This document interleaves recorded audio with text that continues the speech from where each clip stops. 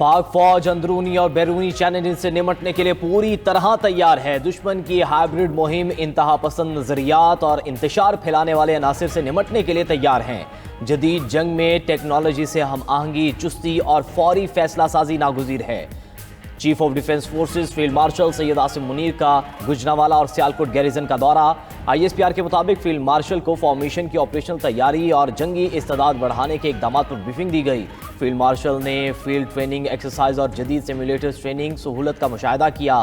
Formation کے اعلیٰ پیشہ ورانہ معیار اور مجموعی تیاری کی سطح کو سراہا۔ ٹیکنالوجی سے ہم آہنگی کی اہمیت پر زور دیا۔ فیلڈ مارشل نے افسران اور جوانوں کے بلند حوصلے اور قومی سلامتی کے لیے غیر متزلزل عزم کو سراہا۔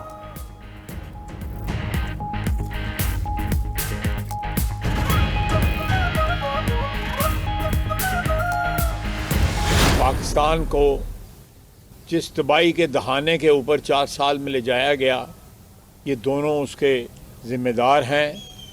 ان دونوں نے سازش کر کے ملک کو جو ہے تباہ اور برباد کیا۔ تمام مخالفین کو جو ہے جیل میں ڈال دیا گیا اور سارا جنرل فیض کے ذریعے جو ہے یہ کیا جاتا رہا۔ کور کمانڈر کی حیثیت سے اس نے پھر جو ہے سہارے میسر کرنے کی کوشش کی اور عمران خان کے لیے پھر 9 مئی برپا کیا گیا۔ 2018 کے الیکشن میں جو کچھ ہوا وہ آپ سب کے سامنے ہے۔ میاں نواز شریف قید کر دیے گئے۔ وزیر دفاع خواجہ آصف کا فیض حمید کے خلاف مزید قانونی کارروائی کا اندیا۔ پریس کانفرنس کرتے ہوئے کہا کہ فیض حمید پر اور بھی الزامات ہیں جن پر کارروائی ہوگی۔ 9 مئی اور دیگر مقدمات بھی چلیں گے۔ فیض حمید کے ذریعے مخالفین کو جیل میں ڈالا گیا۔ فیض حمید بانی پی ٹی آئی کے پروجیکٹ کے انچارج تھے۔ فیض اور بانی پی ٹی آئی کا گٹھ جوڑ قائم رہتا تو پتہ نہیں کتنا نقصان ہو جاتا۔ وہ ملک کے ساتھ بھیانک کھیل کھیلتے رہے۔ 9 مئی کو پلان کرنے والے لوگ اندر سے بھی تھے۔ نواز شریف کو سازش کے تحت نااہل کیا گیا تھا۔ سازشی عناصر بانی پی ٹی آئی کو واپس لانے کی کوشش کر رہے ہیں۔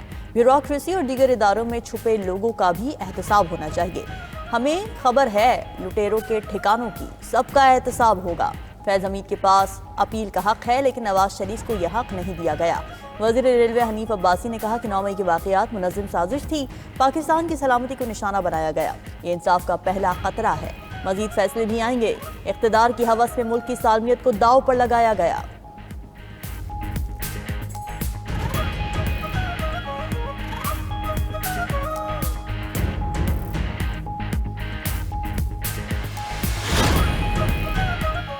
اصلاحات کا مطالبہ عوام اور کاروباری طبقے کی کئی دہائیوں سے خواہش تھی۔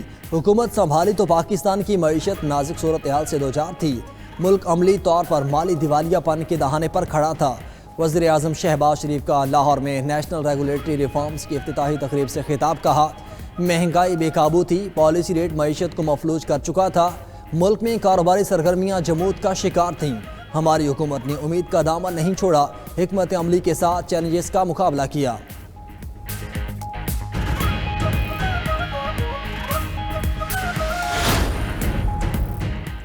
ملکی معیشت کی بہتری کے لیے برآمدات میں اضافہ ناگزیر ہے۔ ٹیکس نظام میں بہتری کے لیے اصلاحات متعارف کرائیں۔ یہ آئی ایم ایف کی اضافی شرط نہیں، اداروں کے اندر کمی کوتاہی کو دور کریں گے۔ اگلے سال کا بجٹ ایف بی آر نہیں، ٹیکس پالیسی آفس بنائے گا۔ معاشی استحکام کے ساتھ ہی ملک چل سکتا ہے۔ رواں سال I T export 4 Arab dollar سے بڑھ جائیں گی۔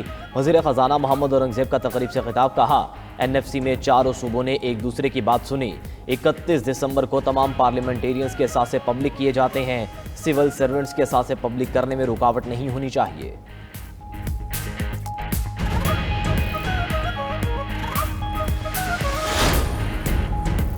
وفاقی حکومت کی گیس کے شعبے کا سرکولر ڈیٹ ختم کرنے کی تیاری۔ پیٹرولیم مصنوعات پر پیٹرولیم ڈیولپمنٹ لیوی مزید 5 روپے بڑھانے کا پلان۔ پی ڈی ایل کی اضافی رقم گردشی قرضہ ختم کرنے کے لیے استعمال ہوگی۔ ذرائع کے مطابق 3180 ارب کے گردشی قرض میں سے 1700 ارب روپے سیٹل کرنے کا پلان تیار۔ 1400 ارب نان ریکوری، لائن لاسز، 300 ارب ٹیکس اور سود شامل۔ گیس سیکٹر کا گردشی قرضہ آئندہ 6 برسوں کے دوران ختم کیا جائے گا۔ گیس کمپنی سے ملنے والے ڈیویڈنڈ کی واپسی منتقلی سے گردشی قرضہ ختم کرنے کے لیے سیٹل کیا جائے گا۔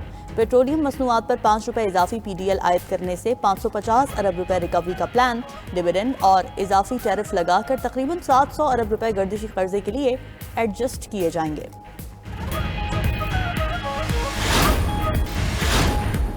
پنجاب کے مختلف شہروں میں اسموگ کی شدت برقرار۔ لاہور 390 AQI کے ساتھ دنیا کا تیسرا آلودہ ترین شہر۔ فیصل آباد، شیخوپور اور خانیوال میں بھی فضا خراب۔ ملک کے مختلف علاقوں میں آج سے بارش اور برف باری کی پیش گوئی۔ رات سے مغربی ہوائیں ملک میں داخل ہو گئیں۔ PDMA کا تمام متعلقہ اداروں کو پیشگی اقدامات کے لیے الرٹ جاری۔ شدید بارش اور برف باری سے لینڈ سلائیڈنگ کا خطرہ برقرار۔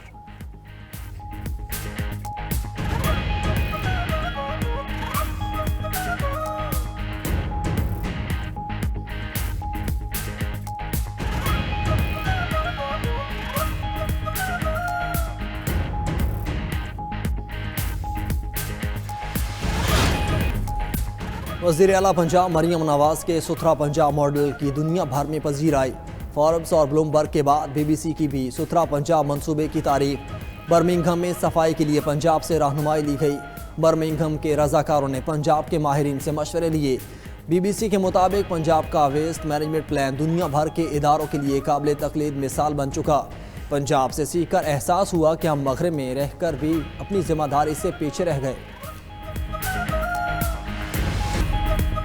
اسرائیلی مظالم کے ساتھ شدید موسم بھی فلسطینیوں کے لیے امتحان بن گیا۔ متعدد مکانات، دیواریں اور خیمے گر گئے۔ گزشتہ 24 گھنٹوں میں 3 بچوں سمیت 14 افراد جان سے گئے۔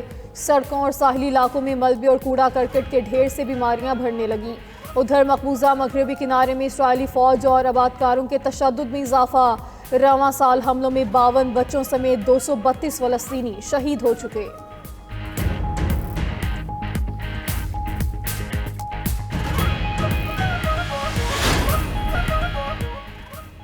وینزویلا امریکہ کے دباؤ کے آگے نہیں جھکے گا۔ صدر نکولس مادورو کا ٹرمپ کو جواب، واضح کر دیا امریکی صدر کا جھوٹ، دباؤ اور دھمکیوں کا فارمولہ ان پر اثر نہیں کرے گا۔ اس سے قبل ٹرمپ نے وینزویلا پر منشیات کی اسمگلنگ کا الزام دہراتے ہوئے جلد زمینی کارروائی شروع کرنے کا اعلان کیا تھا۔ وینزویلا نے ان الزامات کی تردید کی ہے۔ ادھر کیریبین میں امریکی فوج کی بھاری نفری جنگی ساز و سامان کے ساتھ موجود۔ امریکہ میں موجود 2000 افغان تارکین کا دہشت گرد تنظیموں سے روابط کا انکشاف۔ امریکی انٹیلیجنس کی سربراہ تلسی گیبارڈ نے کہا، ایسے افغان پناہ گزینوں کی شناخت اور تفتیش کے لیے وفاقی ایجنسیاں کام کر رہی ہیں۔ بائیڈن دور میں آنے والے 88,000 افغان باشندوں کی کلیئرنس ٹھیک نہیں ہوئی۔ یہ تمام افراد امریکہ اور قومی سلامتی کے لیے خطرہ ہیں۔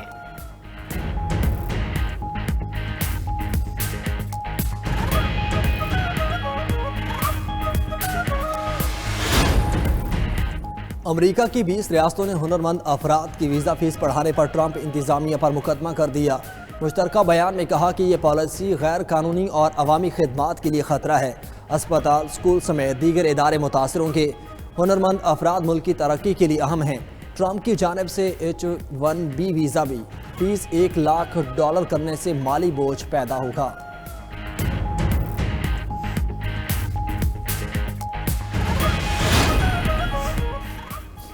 یورپی یونین کا روس کے اثاثوں کو غیر معینہ مدت تک منجمد رکھنے کا فیصلہ۔ اقدام کا مقصد روسی اثاثوں کو یوکرین کی مالی اور دفاعی مدد کے لیے استعمال کرنا ہے۔ یورپی یونین کا کہنا ہے کہ روسی حملے یورپی سیکیورٹی کے لیے براہ راست خطرہ ہے، اس لیے یوکرین کی مدد ناگزیر ہے۔ ہنگری اور سلوواکیہ نے اعتراض کرتے ہوئے اسے غیر قانونی قرار دے دیا، کہا کہ وہ یوکرین کے فوجی اخراجات کو پورا کرنے کی حمایت نہیں کر سکتے۔ برطانیہ نے ممکنہ جنگ کے خطرے پر ہنگامی تیاریاں شروع کر دی۔ برطانوی وزیر دفاع کا کہنا ہے جنگ کا سایہ یورپ کے دروازے پر ہے۔ جنگیں صرف فوجیں نہیں، معاشرے اور صنعتیں بھی جیتتی ہیں، اس لیے شہری کردار بھی اہم ہوگا۔